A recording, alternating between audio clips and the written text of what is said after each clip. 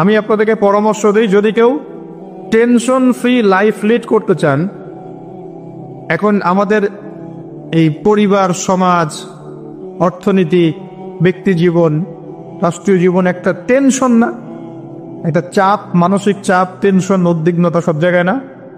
Tension free life lead করতে চাইলে বেশি বেশি দরুদ পড়তে হয়। কি করতে হয়? দরুদ পড়তে হয়। বলতে হয় আল্লাহুম্মা সাল্লি আলা মুহাম্মাদ ওয়া আলা আলি মুহাম্মাদ কামা সাল্লাইতা আলা ইব্রাহিম ওয়া আলা আলি ইব্রাহিম ইন্নাকা হামিদুম মাজিদ। এরপরে পরের অংশটুকু যেটা আপনারা নামাজে পড়েন, এই নামাজে যেটা পড়েন এটা হলো দরুদে ইব্রাহিম। কি নাম? দরুদে ইব্রাহিম। এখন কেন দরুদে ইব্রাহিম সেটা আমি একটু পরে ব্যাখ্যা করছি। এই দরুদটা সবচেয়ে সেরা দরুদ। এই দরুদ একবার পড়লেই 10টা নেকি হবে, 10টা গুনাহ মাফ হবে, 10 বার আল্লাহ রহম করবেন, মর্যাদার স্তর 10 গুণ বেড়ে যাবে ইনশাআল্লাহ। এবং সকালে এবং সন্ধ্যায় যে 10 বার করে দরুদ পড়বে, সকালে এবং সন্ধ্যায় কয়বার পড়ে ভাই? তার জন্য বিশেষ একটা ফজিলত আছে, বলে দেব। সেটা হলো আমাদের নবী মুহাম্মদ সাল্লাল্লাহু আলাইহি ওয়াসাল্লাম ওই ব্যক্তির জন্য কালকে আমাদের মাঠে সুপারিশ করবেন ইনশাআল্লাহ। তো নবীর সুপারিশ যে পাবে সে জান্নাতে যাবে না জাহান্নামে যাবে? জান্নাতে যাওয়ার একটা সহজ রাস্তা বলে দিলাম। নবীর সুন্নত অনুযায়ী জীবন যাপন করবেন, এটা তো অবশ্যই করবেন, এবং সকাল সন্ধ্যায় 10 বার করে দরুদ পাঠ করবেন। পারা যাবে ইনশাআল্লাহ? আজকে যারা লেকচার শুনলেন এই আমলটা আজকে ধরবেন। আমি লেকচার দিলে কিছু ওয়াদা নেই, আসবো, আলোচনা করব, চলে যাব, এটা হলো কিছু? কিছু ওয়াদা করবেন, নিয়াত করবেন, 1 বছরের জ্ঞানের খোরাক নেবেন, 1 বছর আমল করবেন, ইনশাল্লাহ পরের বছর আবার দেখা হবে। আজকে প্রথম আমল কি দিলাম? সকাল সন্ধ্যায় কমপক্ষে 10 বার করে দরুদ শরীফ পড়তে হবে। রাজি আছেন ইনশাল্লাহ? কি ফজিলত তাও তো জানলেন। ফজিলত জেনে আমল করার ব্যাপারে একটা আয়াতই আছে কোরআনে, যারা মুমিন তারা বলে যে সামি'না ওয়া আতা'না, আমরা শুনলাম, জানলাম, মানলাম, শুনলাম, মানলাম। আর যারা ইহুদি তারা বলে ওয়া ক্বালু সামি'না ওয়া আসাইনা, আমরা শুনলাম কিন্তু মানি না। আমরা কি ইহুদিদের মতো নির্লজ্জ জাতি? ও তারা তো এখন খুব সভ্য জাতি নাকি? হ্যাঁ, যারা সারা বিশ্ব জুড়ে মুসলিমদের সাথে ফাসাদ সৃষ্টি করে বেড়ায়, এরা খুব সভ্য। হ্যাঁ, যারা আমাদের মসজিদটা বাইতুল আকসা দখল করে বসে আছে, এরা খুব ভালো না? এরা মানবতার সেবক। যারা সারা বিশ্বের বিভিন্ন দেশে দেশে মুসলিমদেরকে পাখির মতো বোম মেরে হত্যা করতেছে, এরা খুব ভালো মানুষ। ওদের কাছ থেকে আমাদেরকে মানবতা শিখতে হয়, তাই না ভাই? ওরা মানবতার সংজ্ঞা শিখায়। আর আমরা যখন টুপি, দাড়ি, পাগড়ি, বোরখা এগুলো একটু টুকটাক পরার অভ্যাস করি, তখন আমাদের দিকে বাঁকা চোখে তাকায়, তাই না? আমার তো এমনও মনে আছে, এগুলো স্মৃতি থেকে বলছি আর কি, আমার এখনো মনে আছে যে আমি আমার স্ত্রীকে নিয়ে রাস্তায় রাস্তায় বাড়ি ভাড়া খুঁজতাম এক সময়। মানুষ আমাদেরকে বাড়ি ভাড়া দিত না। বিশ্বাস করছে না? কেন দিত না? কারণ আমার গায়ে সুন্নতি লেবাস ছিল আর আমার স্ত্রীর গায়ে খাস পর্দা ছিল। বাড়ি ভাড়া দেওয়ার আগে খুব গড় করে প্রশ্ন করতো, কোথা থেকে আসছেন, কি দরকার, কোথায় চাকরি করেন, কি করেন। মানে আতঙ্ক একটা, না জানি কোন গ্রহের মানুষ আমরা, ও বাড়িতে না জানি কি করব। এই যে একটা ভাইব ছড়িয়ে দেওয়া হয়েছে সমাজের মধ্যে, দাড়ি, টুপি, পাগড়ি, জুব্বা, বোরখা, এগুলোর দিকে মানুষ একটা সন্দেহের চোখে তাকাচ্ছে। এই যে একটা ফ্লো, একটা ভাইব সৃষ্টি করা হয়েছে, আপনাদের কি মনে হয় না এটি ইসলামের বিরুদ্ধে চক্রান্ত হচ্ছে? দাড়ি, টুপি, পাগড়ি, জুব্বা, বোরখাওয়ালা মানুষটাই সারা দুনিয়া সব অপকর্ম করে বেড়ায়। এই সারা দুনিয়াতে যে সমকামিতা চলছে এখন, সমকামিতা বোঝেন কিনা? ছেলে ছেলের সাথে জেনা করতেছে, নাউজুবিল্লাহ, আর মেয়ে মেয়ের সাথে জেনা করতেছে এই যুগে। খবর কতটুকু রাখেন জানি না। এগুলো কি মুসলিমরা ছড়াই দিছে? সারা পৃথিবীতে যে মানুষ এখন সুদ খায়, মোটামুটি সবাই সুদ খায়, কম বেশি আর কি। কেউ বেঁচে থাকার চেষ্টা করে, কেউ করে না। কোনো সময় দেখা যায় বেঁচে থাকার চেষ্টা করার পরেও সে বাধ্য হয়ে সেখানে সুদ খেতে হচ্ছে। এমন হচ্ছে কি না? এই সুদভিত্তিক অর্থনৈতিক সিস্টেম কি মুসলমানরা চালু করে দিছে? সারা বিশ্বের মানুষকে হারাম কি মুসলমানরা খাওয়াচ্ছে? সবার ফোনে ফোনে ইন্টারনেট সেকশনে ঢুকলেই দেখবেন পর্নোগ্রাফি, নগ্নতা, দেখেন না? এমন কারো চোখ নাই এটা দেখে নাই, কারণ এটা সম্ভব না এখন এই যুগে। ইন্টারনেটের কাজ যারা করে, ইন্টারনেটে যারা ঢোকে, চোখের সামনে এগুলো পড়ি 100%, আলেম হোক আর জালেম হোক, পড়বে না? এই সারা দুনিয়াতে ইন্টারনেট সেকশনে যেগুলো ছড়িয়ে দেয়, মুসলমানরা ছড়াই দিছে। মেয়েরা আগে একটু পর্দায় চলতো, ফেমিনিস্ট রেভলিউশনের মধ্য দিয়ে মেয়েদেরকে নগ্ন করে বাইরে বের করা হয়েছে। এখন মেয়েরা ছেলেদের পোশাক পরে ঘুরে বেড়ায়। হ্যাঁ, সমাজের মধ্যে এই সমস্যার কারণে জেনা বাড়ছে, পরকীয়া বাড়ছে, ব্যভিচার বাড়ছে, ধর্ষণ বাড়ছে। এই সমস্যাগুলো মুসলমানরা তৈরি করে দিছে। আমরা আগে শিখতাম কোরআন এবং সুন্নাহ কেন্দ্রিক শিক্ষা, এখন শিখতেছি পশ্চিমা ধাঁচের শিক্ষা। তো এই শিক্ষা কি মুসলমানরা চালু করে দিল? আগে আমরা আল্লাহ পাকের জমিনে আল্লাহর খলিফা ছিলাম। আল্লাহ পাক দুনিয়াতে আমাদের খলিফা করে পাঠান নাই? সূরা বাকারার প্রথম থেকে আছে না, আদম আলাইহিস সালামকে আমি সৃষ্টি করেছি কি জন্য? আমার খলিফা হিসেবে। ওয়াইজ ক্বালা রাব্বুকা লিল মালায়েকা ইন্নী জাঈলুন ফিল আরদি, খলিফা শব্দ কোরআনে নাই। তাহলে আদম আলাইহিস সালাম এই দুনিয়াতে কার খলিফা? যে আল্লাহর খলিফা, সে আল্লাহ পাকের হুকুম আহকাম চালু করবে নাকি নিজের মন গড়া বিধান চালু করবে? যে আল্লাহর বিধান দিয়ে চলে সে আল্লাহর খলিফা না? আর যে আল্লাহর বিধান বাদ দিয়ে চলে সে কি আল্লাহর খলিফা না শয়তানের খলিফা? সারা বিশ্বে এখন মানুষ কি আল্লাহর বিধান দিয়ে চলে, নিজেদের বিধান দিয়ে চলে? এই সমস্যাগুলো কি মুসলমানরা তৈরি করে দিল? সারা দেশে এবং সারা বিশ্বে দেখেন যুব সমাজ মাদকের সয়লাভ, একাকার অবস্থা। কোরআন সুন্নাহ কি মানুষকে মাদক খেতে উৎসাহিত করে, নাকি মাদকের বিরুদ্ধে কোরআন সুন্নাহ জিরো টলারেন্স? কোনটা? সমাজে দেখেন মেয়েদের সাথে কি অন্যায় আচরণ করা হচ্ছে, ইফটিজিং, ধর্ষণ, এগুলো বাড়ছে না কমছে? তো কোরআন সুন্নাহ কি এর পক্ষে না বিপক্ষে? সারা দুনিয়ার এই ঘর থেকে শুরু করে বিশ্বের যে সমস্যাগুলো একটা একটা করে বলতে গেলে তো 100টা বের হবে। এই সবগুলো সমস্যা কি মুসলমানরা করে দিল, না মুসলমানদের উপর এই সমস্যাগুলো চাপিয়ে দেওয়া হচ্ছে? কোনটা? কিন্তু মিডিয়ার মধ্য দিয়ে, প্রযুক্তির মধ্য দিয়ে, নিজস্ব প্রিন্ট এবং ইলেকট্রনিক মিডিয়াগুলোর মধ্য দিয়ে সারা বিশ্বে ছড়িয়ে দেওয়া হয়েছে সবচেয়ে খারাপ মানুষ মনে হয় মুসলমানরাই, তাই না? যত বাঁকা দৃষ্টি শুধু দাড়ি, টুপি, পাগড়ি, বোরখা, এগুলো পোশাক। ঢাকা শহর ভূমিকম্প প্রবণ এলাকা না? ভূমিকম্পের যে পাপগুলা, সেই পাপগুলো আমি কিন্তু একটা লেকচার আলোচনা করে আসছি সিলেটে, দেখে নিয়ে অনলাইনে। 15টা থেকে 20টা পাপ আছে। এই পাপগুলোতে যখন একটা জাতি লিপ্ত হয় আল্লাহর পক্ষ থেকে আযাব আসে। কয়েকটা কথা বলছি। পাপগুলোর মধ্যে একটা হচ্ছে যে যখন মানুষ বস্তুবাদী হয়, বেশি বস্তুবাদী মানে দুনিয়া নিয়ে খুব বেশি ব্যস্ত, পরকালের ফিকির কম, আল্লাহকে ভুলে গেছে।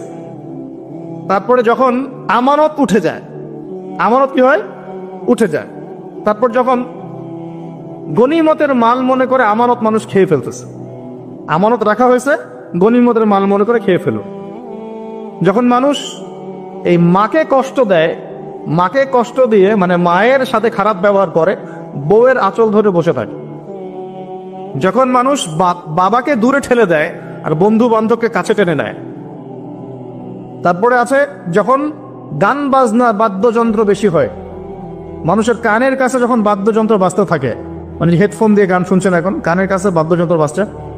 তারপর যখন মানুষ মাদকদ্রব্য বেশি সেবন করা শুরু করে, যখন জেনা বেশি বেড়ে যায়, অশ্লীলতা বেশি বেড়ে যায়, ব্যভিচার বেড়ে যায়, এই পাপগুলো যখন বেড়ে যায় এবং গায়িকা নর্তকীদের সংখ্যা বেড়ে যায়। প্রতিটা কথা আরবি দিয়ে বলা আছে, আমি বলতে গেলে টাইম যেত, আমি শর্ট করে বললাম। এই কাজগুলো যখন একটা সমাজের মধ্যে বেশি হয় তখন ওই জায়গায় আল্লাহর পক্ষ থেকে 2টা মারাত্মক মানে আযাব আসে। তার মধ্যে একটা হচ্ছে মহামারী, আর একটা হচ্ছে এই ভূমিকম্প। ভূমিকম্পের সাথে চলে আসে ভূমি ধস, মানে ভূমি ধসে যায় এবং চেহারার আকৃতি পরিবর্তন হয়। আর একটা কি, হ্যাঁ, গরম বাতাসের আযাব আসে। এই গরম বাতাসের আযাবটা এখন আসে নাই, কিন্তু আমি শেষ জামানার হাদিসগুলো টুকটাক গবেষণা করে মনে হচ্ছে অচিরে গরম বাতাসের একটা আযাব আসবে বিশ্বের দিকে। এবং নাসাও এটা নিয়ে গবেষণা করছে অলরেডি। সূর্যের মধ্যে অনেক রকম বিক্রিয়া হচ্ছে, তেজস্ক্রিয় বিক্রিয়া হচ্ছে ইত্যাদি, হিলিয়াম গ্যাসের অনেক বিস্ফোরণ হচ্ছে, এগুলোর ওয়েভ বা ফ্লোটা আস্তে আস্তে পৃথিবীর দিকে ধেয়ে আসবে। নবীজি বলেছেন ফালইয়ারতাকিবু ইনদা যালিকা রিহান হামরা, এই রিহান হামরা কথাটা এই হাদিসের মধ্যে আছে। তিরমিজির 2211 নম্বর হাদিস এটা আছে। গরম বাতাস ধেয়ে আসবে পৃথিবীর দিকে, গরম বাতাসের আযাব, গরম বাতাসের আযাব আসবে, ওয়াজালজালা এবং ভূমিকম্প। অন্য হাদিসে আসছে সানাওয়াতু জালাজির, ভূমিকম্পের বছরগুলো। আর আসছে মুতানুন শাদীদ, বড় মহামারী। আর খসফন মানে এই যে জমিন ধসে যাওয়া, মাসখন মানে চেহারা আকৃতি বিকৃত হয়ে যাবে, আর কজফান একটা আছে, কজফান মানে পাথরের বৃষ্টি বর্ষিত হবে। এই আযাবগুলো কখন আসে? এই পাপগুলোতে মানুষ যখন লিপ্ত হয়। আর আমাকে বলেন দেখি, এই পাপগুলোতে আমরা কম বেশি লিপ্ত আছি কি নাই? আর বড় বড় বস্তুবাদী শহরগুলোতে এই পাপগুলো বেশি না? এখানে মানুষ ওই হাদিসের উপর আমল করছে। এখন কোন হাদিস? নবী সাল্লাল্লাহু আলাইহি ওয়াসাল্লামের ইন্তেকালের 80 থেকে 85 দিন আগে একটা হাদিস তিনি বলে গেছে, একদম শেষের দিকে, জীবনের শেষের দিকে। ওই হাদিসটাকে বলে হাদিসে জিবরিল। কি বলে? নবীজিকে জিবরাইল আলাইহিস সালাম মানুষের রূপ ধরে এসে জিজ্ঞাসা করেছিলেন যে কিয়ামত কবে হবে। নবীজিকে জিবরাইল আলাইহিস সালাম মানুষের রূপ ধরে সবার সামনে জনসম্মুখে এসে জিজ্ঞাসা করেছেন কিয়ামত কবে হবে। নবীজি বলছেন মাত্র দুটো আলামত বলেছেন। কয়টা ভাই? দুইটা। একটা হচ্ছে আনতালিদাল আমাতু রাব্বাতুহা, দেখবে যখন দাসী মনিবকে জন্ম দিচ্ছে। দাসী মনিবকে জন্ম দিচ্ছে মানে কি? সমাজের ন্যায় অন্যায়, হক বাতিল, হালাল হারাম, এই যে মানদণ্ড সব উল্টে যাবে। হালাল হবে হারাম, হারাম হবে হালাল, ন্যায় হবে অন্যায়, অন্যায় হবে ন্যায়, হক হবে বাতিল, বাতিল হবে হক, জায়েজ নাজায়েজ, নাজায়েজ জায়েজ। হ্যাঁ, মানুষ এই মানদণ্ড চেঞ্জ করে না এখন। বুঝতে পারছেন না মনে হয়? এখন সমাজের সত্য মিথ্যা, ন্যায় অন্যায়ের মানদণ্ড কি কোরআন সুন্নাহ এখনো টিকে আছে? এখন মানুষ নিজে যেটা ন্যায় মনে করে সেটাই ন্যায়, নিজে যেটাকে অন্যায় মনে করে সেটা অন্যায়, নিজে যেটাকে ভালো মনে করে সেটা ভালো, নিজে যেটাকে খারাপ মনে করে সেটা খারাপ। আল্লাহ যেটাকে হালাল করে দিয়েছেন মানুষ হারাম করে নিচ্ছে, আল্লাহ হারাম করে দিয়েছেন মানুষকে হালাল করে নিচ্ছে। হচ্ছে কিনা এগুলা? তো এইটুক চলে আসে নাই যে দাসী মনিবকে জন্ম দিচ্ছে না, মানে মানদণ্ড উল্টে গেছে। আমার কথা কি বুঝতে পারেন? মানদণ্ড উল্টে গেছে, জিনিস ভালো মন্দের, ন্যায় অন্যায়, হক বাতিলের মানদণ্ড উল্টে গেছে। বলেন তো সত্য মিথ্যার মানদণ্ড কি? আমার বুদ্ধি না আল্লাহর ওহী? কোনটা? সত্য মিথ্যা, ন্যায় অন্যায়, হক বাতিলের চূড়ান্ত মানদণ্ড কি? আমার বুদ্ধি নাকি আল্লাহ পাকের কোরআন সুন্নাহ? কোনটা? কিন্তু সমাজে কি সেটাই বাস্তবায়িত আছে 100%? 50% কি আছে? তো এই সমস্যাটা কি চলছে কিনা? তার মানে কি আমাদের এই বড় আলামতটা আমরা দেখছি কিনা? দেখছি। গেল 2 নম্বরটা নবী বলছেন ওয়া আনতারাল হুফাতাল উরাতাল আলাতা রিয়া আশ-শাই ইয়াতাতাওয়ালুনা ফিল বুনিয়ান। নবীজি বলছেন যখন দেখা যাবে সমাজের সবচেয়ে দরিদ্র শ্রেণীর মানুষ, স্যান্ডেল কেনার টাকা ছিল না, কাপড় পরার টাকা ছিল না, এই শ্রেণীর মানুষ রাখাল মানে গরু ছাগল চড়াতো, এই শ্রেণীর মানুষ উঁচু উঁচু অট্টালিকা নির্মাণের প্রতিযোগিতা করবে। ভালো করে বোঝেন, নবীজি বলছেন না ধনীরা, সমাজের ধনীরা অট্টালিকা নির্মাণের প্রতিযোগিতা করবে। নবীজি এই কথা বলছেন না হাদিসে। নবীজি বলছেন সবচেয়ে দরিদ্র শ্রেণীর মানুষ, রাখাল শ্রেণীর মানুষ, স্যান্ডেল নাই, গায়ে জামা নাই, এরা উঁচু উঁচু অট্টালিকা নির্মাণের প্রতিযোগিতা করবে। করছে কিনা? কিভাবে সম্ভব? এই শ্রেণীর মানুষের অট্টালিকা নির্মাণ না, নির্মাণের কম্পিটিশন করা কিভাবে সম্ভব? 1, সুদের মধ্য দিয়ে, 2, করাপশন দুর্নীতির মধ্য দিয়ে, 3, অন্যের সম্পদ আত্মসাৎ করার মধ্য দিয়ে। এই সমস্যাগুলো চলছে কিনা সমাজে? এরাই যখন 10-20 তলা বিল্ডিং উঠাবে তখন তো আর মানুষকে মানুষই মনে করবে না। বুঝতে পারছেন না মনে হয়? এদের তো কোনো পড়াশোনা নাই, কোনো ব্যক্তিত্ব নাই, কোনো দিনই ইলম নাই, রুচিবোধ নাই, কালচার না, সামাজিক না, এ তো মানে অসামাজিক। এরা যখন, এদের হাতে যখন আপনি সম্পদ চলে যাবে, এরা তো সাধারণ মানুষকে মানুষই মনে করবে না, গরিব মানুষকে কিছুই মনে করবে না, ও মনে করবে আমি সবকিছু। আমরা দেখেছি যার একটা বাড়ি আছে ঢাকায়, ও মানুষকে মানুষই মনে করে না, মানুষকে মানুষই মনে করে না, যে মনে করে আমি শহরের মালিক। হ্যাঁ, কি একটা অবস্থা মানুষের মধ্যে, যে কি অহংকার, কি আত্ম অহংকার, এই দালান করার যে অহংকার, এই সমস্যাগুলো হলে আল্লাহ ভূমিকম্পতে ধসাই দিবেন না? দেখেন নাই কয়দিন আগে কি হলো? গতকালকে যে কোটিপতি ছিল তার পরের দিন রুটি নিয়ে দাঁড়ায় আছে। গতকালকে আইসক্রিম বিক্রি করেছে নাচানাচি করে, তারপরের দিন বসে আছে, কিচ্ছু নাই। আল্লাহ পাক এই পাপগুলা দেখে সবর করেছেন, ধৈর্য ধরেছেন। ধৈর্য ধরে একসময় যখন আল্লাহ পাকের আযাব চলে আসছে, একবারে সব সমল উৎপাদিত করে দিয়েছে। আমরা তো কারো দুঃখে খুশি না, বরং এগুলো সারা দুনিয়ার মুসলমানদের জন্য শিক্ষা। সারা দুনিয়ার মুসলমান যে যেখানে আছি আমাদের সবার জন্য এটা শিক্ষা। যদি এই পাপগুলোতে আমরা লিপ্ত হই, আল্লাহ পাক ছাড় দিলেও ছাড়বেন না। আল্লাহ পাক ছাড় দিবেন কিন্তু ছাড়বেন না। মানুষের মধ্যে এখন সম্পদের যে অহমিকা, গরিব মানুষকে মানুষই মনে করে না, খেটে খাওয়া মানুষকে মানুষই মনে করে না। রিক্সাওয়ালা, যারা নিম্নবিত্ত, নিম্ন মধ্যবিত্ত, চা বিক্রি করে, পাড়ের দোকান করে, হালাল খায়, কৃষক, এই মানুষগুলোকে এখন বড়লোকের মানুষই মনে করে না। যাকাত তো দেয়ই না, যাকাত তো তার উপরে ছিল ফরজ, ওই যাকাত তো দেয়ই না যে এই খাবার তার কাছে পৌঁছাবে। উল্টা কিভাবে তাদের সম্পদ লুটে পুটে খাওয়া দেয় সেই বুঝ। আবার দিলেও যে কত শর্ত, বাপরে বাপ।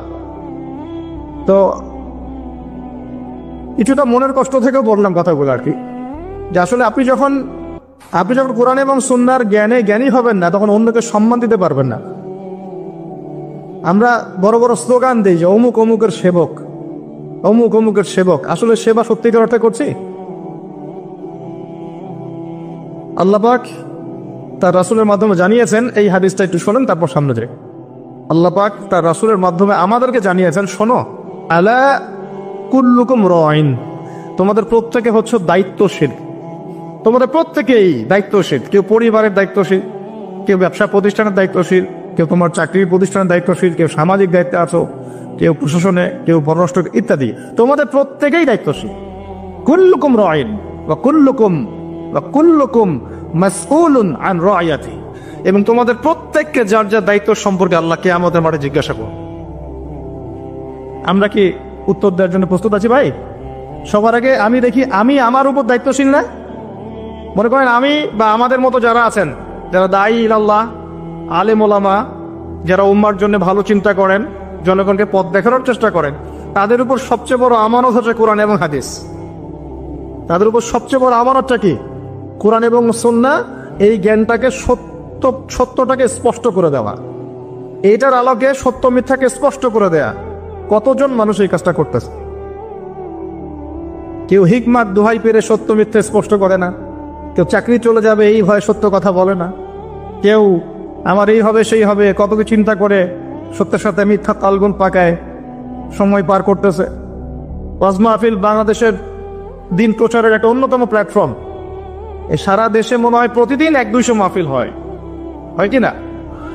কিন্তু আপনি দেখবেন প্রচুর মাহফিল, অহেতুক গাল গল্প, কেচ্ছা কাহিনী, টাইম নষ্ট করা।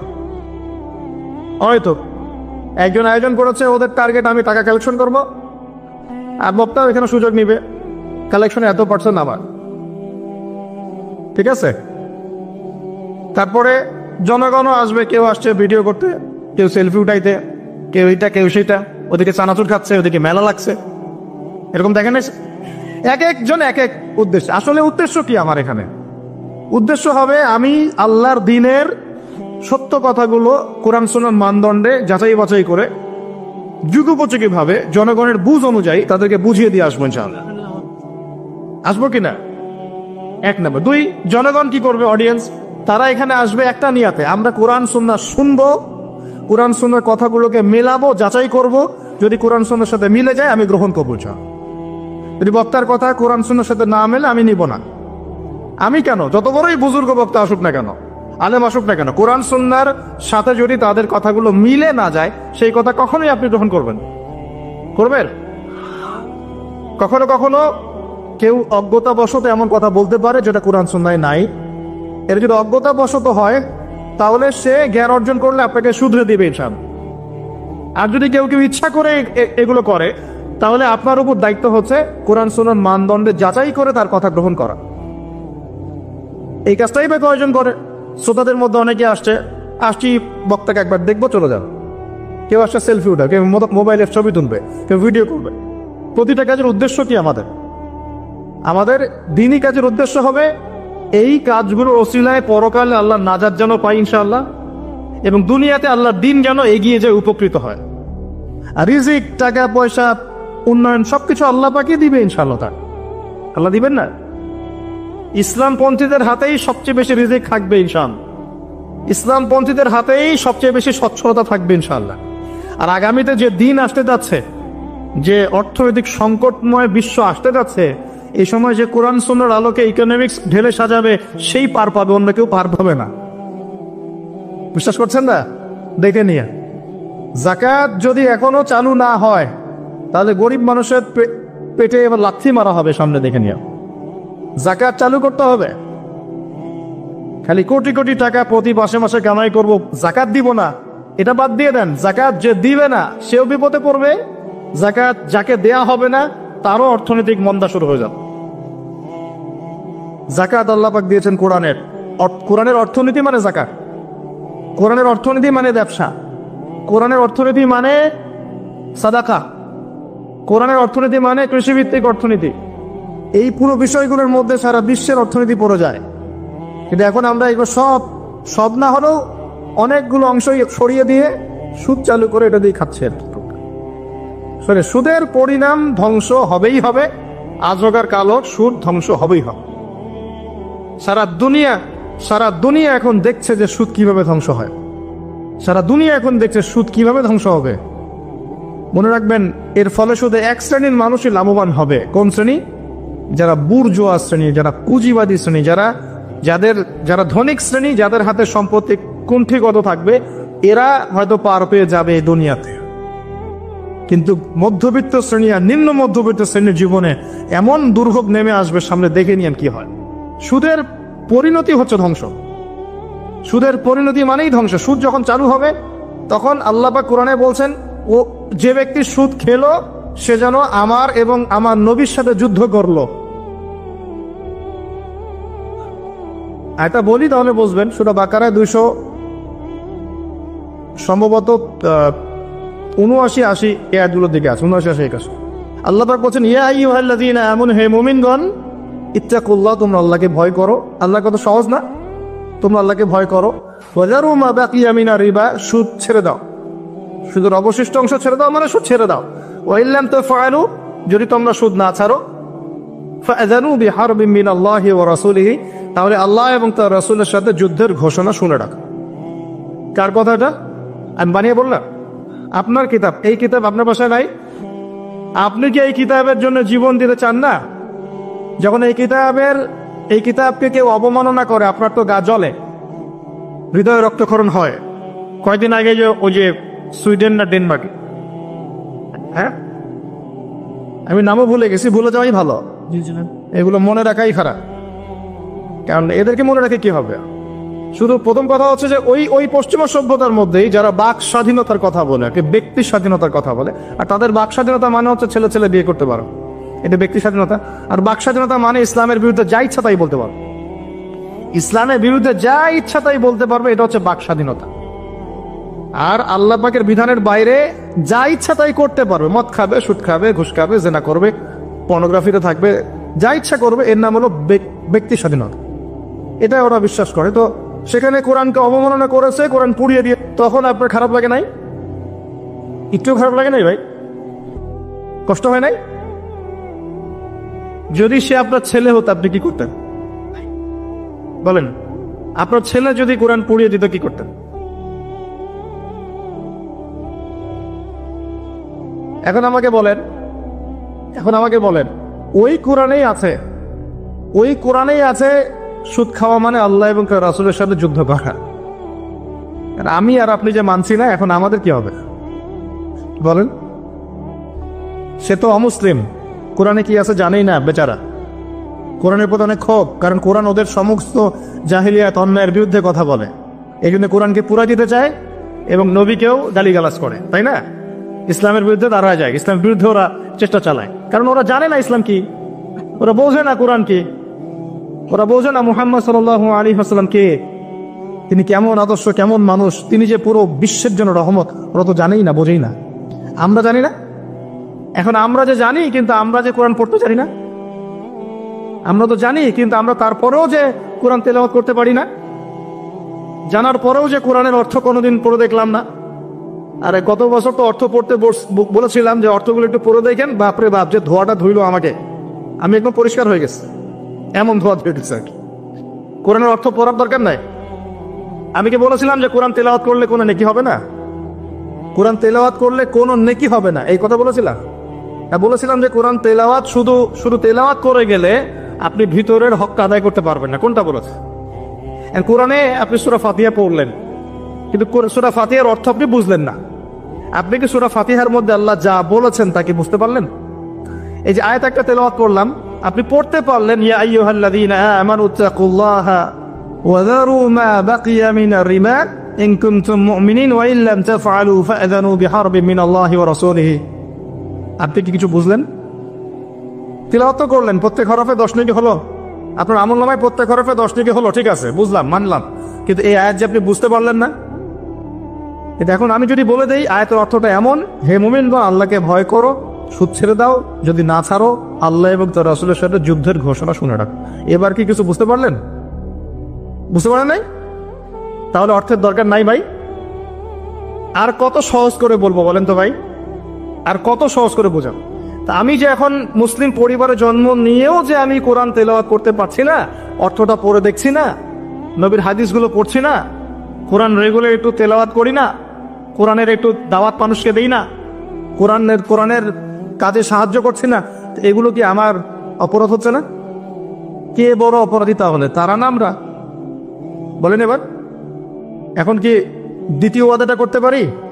প্রথম ওয়াদা করেছেন দরুদ পড়বেন সকালে সন্ধ্যায় 10 বার করে, মনে আছে তো নাকি ভুলে গেছেন? আমাদের মেমোরি তো এখন মাছের মতো, অ্যাকুরিয়ামের মাছ আছে না, ওই মাছের মেমোরি ওখানে ঘোরে কেন সারাদিন জানেন? কারণ ওর memory short time memory loss, মানে ওর মেমোরি এত নিচু স্কেলের, ও মনে করে যে এটা হচ্ছে অনেক বড় সমুদ্র, ও কোথায় গেল ভুলে গেল, এই যেখান থেকে এই পর্যন্ত গিয়েছে ও ভুলে গেছে কোথায় কোথায় আসছো, মেমোরি লস। আমাদের কেন জানি আমাদের জাতিটা এরকম হয়ে গেছে, আল্লাহ মাফ করো। একটা ইস্যু আছে, ওইটা নিয়ে একদম মাতামাতি লাফালাফি, চলে গেলে ওটা ভুলে যাবে, নতুন ইস্যু, এমনটা হয় না? আচ্ছা, তো আপনারা ওই রকম হয়েন না অন্তত পক্ষে, আল্লাহ পাক তৌফিক দান করুন। তো প্রথমে ওয়াদা করেছেন কি 10 বার করে দরুদ, মনে আছে তো? আচ্ছা, এবার দ্বিতীয় ওয়াদা করেন যে কোরআন যারা তেলাওয়াত করতে জানেন না, আমি অর্থের কথা বলছি না এখন, জাস্ট তেলাওয়াতের কথা বলছি, যারা কোরআন তেলাওয়াত করতে জানেন না, এই যে রমজান মাস সামনে আসছে, এই পুরো রমজান সময় দিলাম বিশুদ্ধ করে কোরআন তেলাওয়াত শিখতে হবে। রাজি আছেন ইনশাআল্লাহ? রাজি আছেন ইনশাআল্লাহ? ওয়াদা করছেন তো? নিয়ত এত দুর্বল কেন?